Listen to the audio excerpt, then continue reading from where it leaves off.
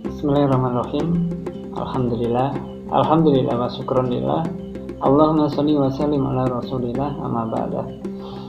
Pemirsa dimanapun Anda berada, alhamdulillah kesempatan hari ini kita bisa berjumpa kembali dalam acara Sehat ala Nabi.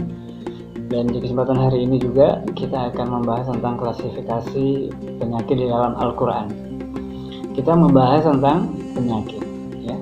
Di dalam Al-Quran dibahas juga tentang penyakit, baik itu penyakit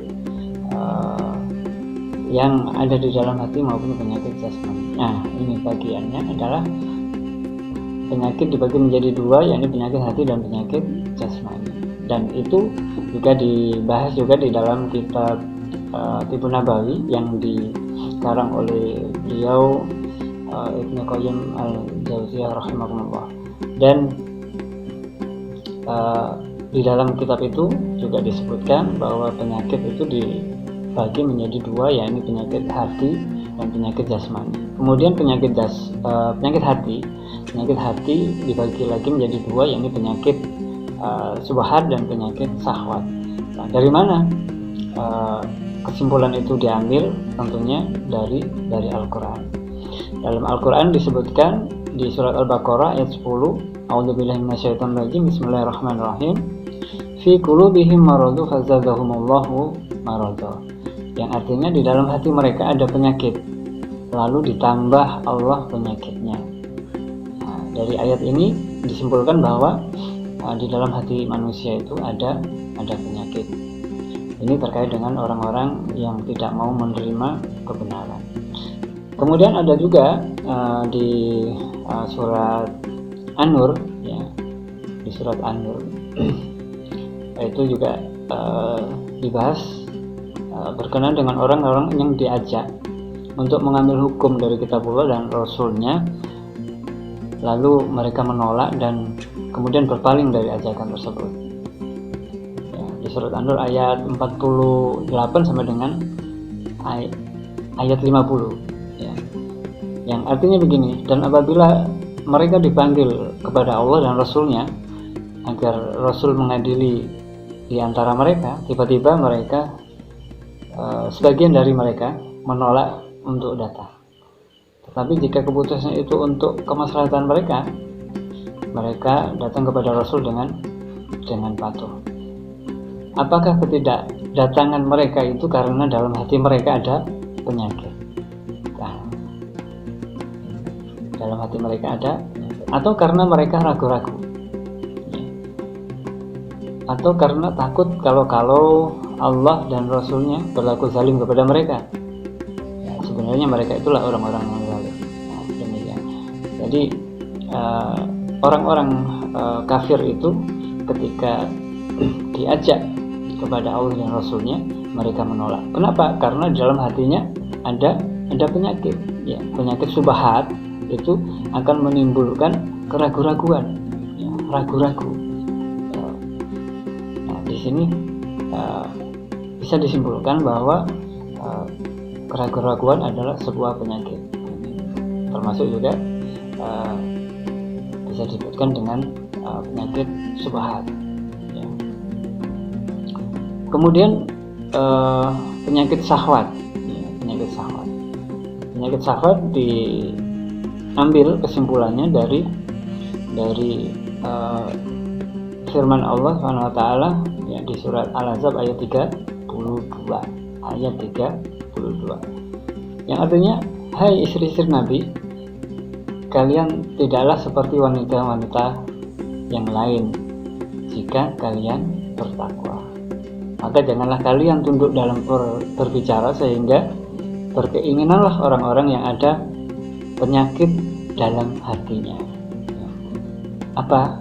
Yaitu orang-orang yang ada penyakit dalam hatinya adalah mereka dalam hatinya ingin berbuat kemaksiatan. Misalnya ketika melihat itu dengan syahwat, kemudian kalau ada penyakit dalam hatinya pasti dia akan berpikir yang negatif, kemudian melakukan perbuatan-perbuatan yang dilarang oleh Allah seperti mendekati zina, kemudian berzina. Nah, ini penyakit yang ada dalam hati, sehingga pikirannya menjadi pikiran yang negatif atau pikiran kotor.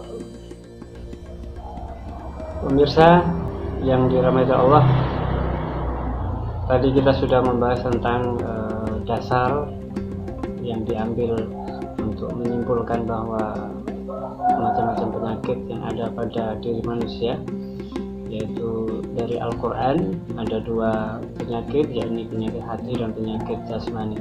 Dan kita masih membahas tentang penyakit hati, ya, macam-macam penyakit hati, ya, contoh-contohnya banyak yang sudah kita ketahui tentunya, seperti hasad, iri, dengki, ya, putus asa, tidak bisa memaafkan, kemudian sombong, kemudian riya, pamer, dan sebagainya.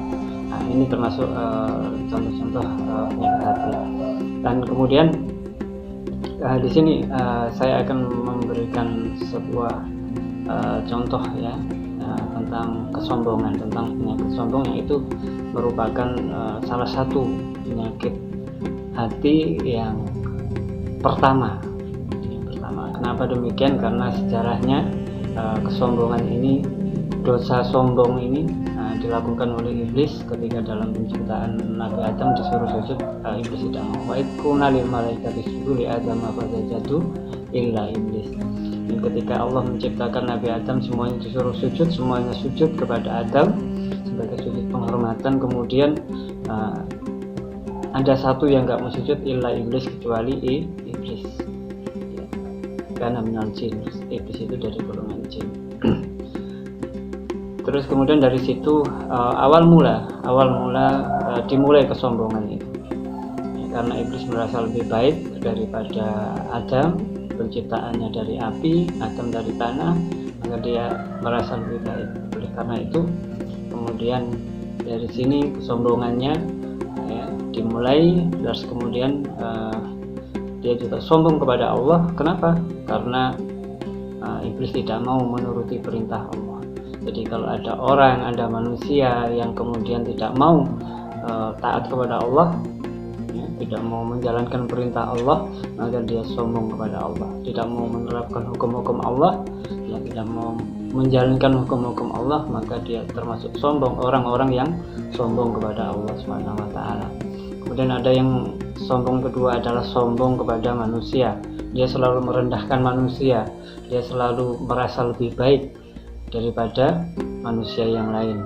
Ya, ini bisa dipicu dengan kekayaannya, kemudian dia sombong. Karena kekuasaannya, kemudian dia sombong. Karena ilmunya, dia kemudian sombong. Karena ketampanannya, karena kecantikannya, ya, karena tubuhnya, dia menjadi sombong kepada orang yang lain. Atau karena skillnya, karena keahliannya, kemudian dia menjadi sombong kepada orang lain. Kemudian dia suka menghina orang lain, bertindak sewenang-wenang kepada orang lain. Karena apa? Karena dia merasa dirinya lebih baik, dirinya lebih kuat. Nah, ini kesombongan ada 2, sombong kepada Allah dan sombong kepada manusia. Nah, dari sini kenapa demikian? Karena dia mengikuti langkah-langkah iblis tadi yang sudah sombong, ya, sombong kepada Allah, tidak mau menuruti perintah Allah, dan sombong kepada manusia, kepada Adam. Dia merendahkan Adam, ya, karena penciptaannya dari tanah. Ana khairu minhu, aku lebih baik daripada dia. Kalau ada orang yang sudah seperti itu, berarti dia mewarisi sifat-sifat yang dipunyai oleh iblis. Dan kemudian bagaimana solusi-solusi yang diberikan? Kita seharusnya bagaimana ketika kita mengalami atau ada orang yang mengalami penyakit yang seperti ini, penyakit hati dan lain sebagainya, masih banyak, Masya Allah. Dan tentunya kita akan harus kembalikan lagi kepada Allah dan Rasulnya, yang terutama bagaimana Rasul memberikan solusi. Ya, kita serahkan semuanya solusinya kepada Rasulullah.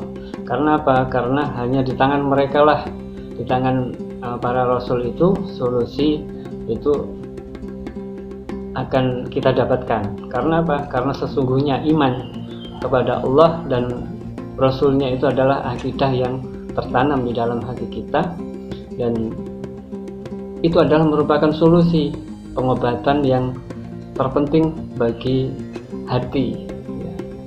Karena penyakit yang ada dalam jiwa kita itu hanya akan sembuh, ya, ketika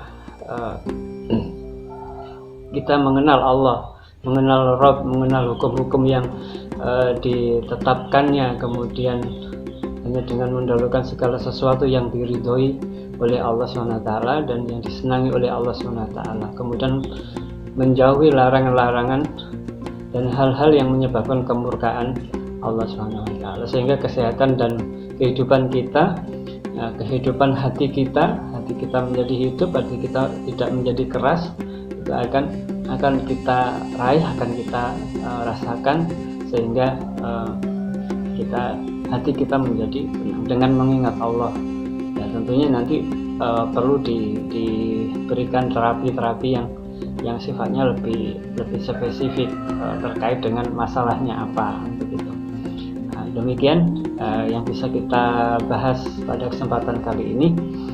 Ya, insya Allah di lain kesempatan kita akan membahas tentang penyakit-penyakit jasmani, dan bila diperlukan nanti kita juga masih akan tetap membahas pembahasan tentang penyakit hati ini, karena ini mungkin lebih banyak ya materi ini. Insya Allah di lain waktu dan kesempatan. Baik pemirsa yang dirahmati Allah SWT, kita cukupkan pertemuan kita hari ini, yang mudah-mudahan ada manfaatnya, terutama untuk saya pribadi dan juga untuk kita semua. Mohon maaf yang sebesar-besarnya. Assalamualaikum warahmatullahi wabarakatuh.